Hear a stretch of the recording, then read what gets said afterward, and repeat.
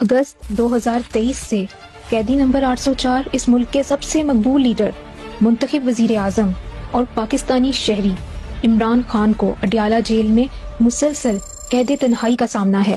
Security کے نام پر نہ صرف انہیں تنہا رکھا گیا بلکہ ان کے بنیادی انسانی اور مذہبی حقوق بھی سلب کیے گئے۔ گزشتہ 3 برسوں سے عید الفطر اور عید الاضحیٰ کی نمازیں باجماعت کی ادائیگی پر پابندی عائد ہے۔ اہل خانہ کی جانب سے بھیجے گئے عید کے نئے کپڑوں اور بنیادی سہولیات کی فراہمی سے مسلسل انکار کیا جا رہا ہے۔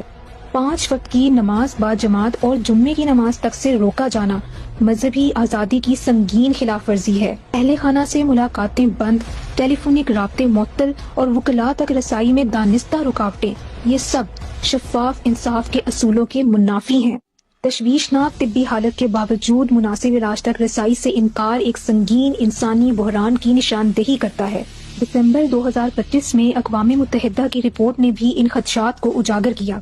عمران خان کی مسلسل قید تنہائی اور جیل کے غیر معیاری حالات بین الاقوامی قوانین کے تحت غیر انسانی سلوک اور تشدد کے زمرے میں قرار دیے۔ ضرورت اس عمل کی ہے کہ بینائی اور صحت کے سنگین مسائل کے پیش نظر غیر جانبدار ڈاکٹروں سے شفاف طبی علاج کی فوری فراہمی ممکن بنائی جائے۔